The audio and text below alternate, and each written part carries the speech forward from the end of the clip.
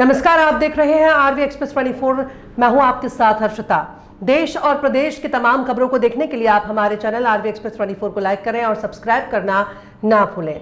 गुवाहाटी में प्रधानमंत्री नरेंद्र मोदी ने जनसभा को संबोधित करते हुए कांग्रेस पर तीखा हमला बोला। उन्होंने कहा कि आज की कांग्रेस उन लोगों का समर्थन कर रही है जो देश को तोड़ने का सपना देखते हैं। प्रधानमंत्री ने आरोप लगाया कि उत्तर पूर्व को भारत से अलग करने वाले नारों को बढ़ावा देने वाली सोच से कांग्रेस समझौता कर चुकी है। उन्होंने कहा कि देश को बांटने वाली मुस्लिम लीग की मानसिकता आज कांग्रेस में दिखाई देती है। प्रधानमंत्री ने जनता से कांग्रेस से सावधान रहने की अपील की। साथ ही असम के विकास को लेकर कांग्रेस के लंबे शासन पर सवाल खड़े किए। प्रधानमंत्री ने गुवाहाटी में कहा कि कांग्रेस सरकारों ने असम को लंबे समय तक अपने हाल पर छोड़ दिया। उन्होंने आरोप लगाया कि कांग्रेस शासन में अलगाववादी सोच को जगह मिली और राज्य के विकास पर ध्यान नहीं दिया गया। प्रधानमंत्री ने कहा कि असम के विकास में ब्रह्मपुत्र नदी की भूमिका बेहद अहम है, लेकिन कांग्रेस के लगभग 70 वर्षों के शासन में ब्रह्मपुत्र पार करना हमेशा एक बड़ी चुनौती बना रहा।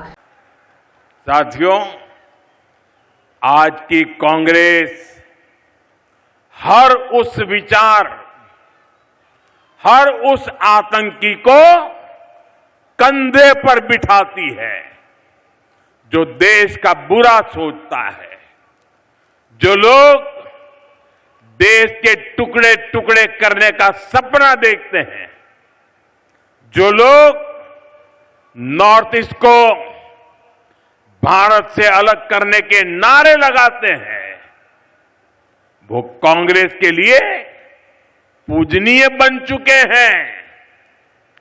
आजादी के समय मुस्लिम लीग ने देश का बंटवारा कराया। अब आज की कांग्रेस मुस्लिम लीगी माओवादी कांग्रेस बनकर फिर देश बांटने में जुट गई है। एमएमसी है, माओवादी मुस्लिम लीगी कांग्रेस,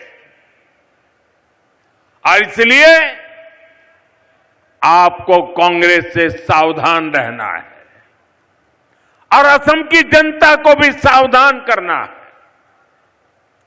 साथियों, यहां जो नौजवान है, जो अभी 20-25 वर्ष के हैं, उन्हें कांग्रेस का कुशासन शायद पता नहीं होगा, याद नहीं होगा।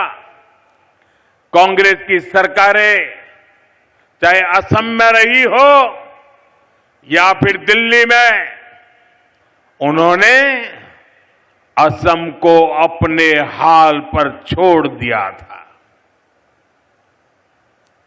आज जब मैं यहां ब्रह्मपुत्र के तट पर खड़ा हूं तो इस महान नदी का ही उदाहरण देता हूं।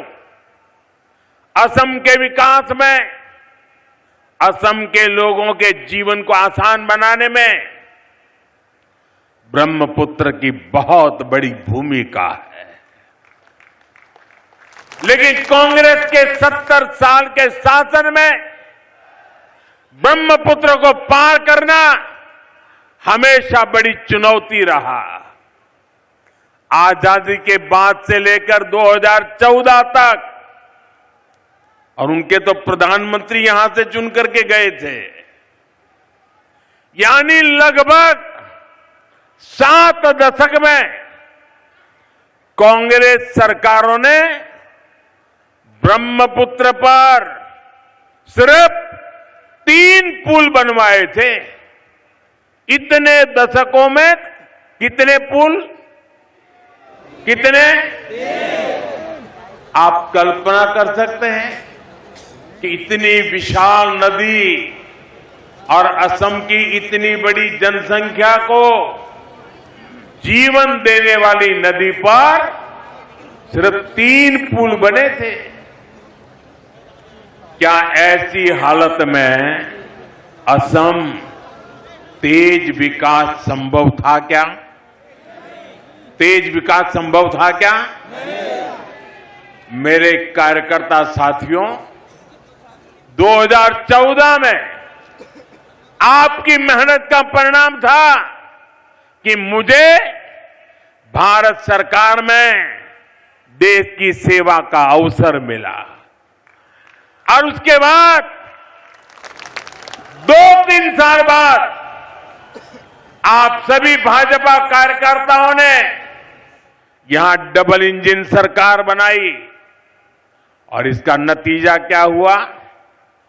बीते 10-11 वर्षों में बीजेपी एनडीए सरकार ने ब्रह्मपुत्र नदी पर 5 बड़े पुल पूरे किए हैं।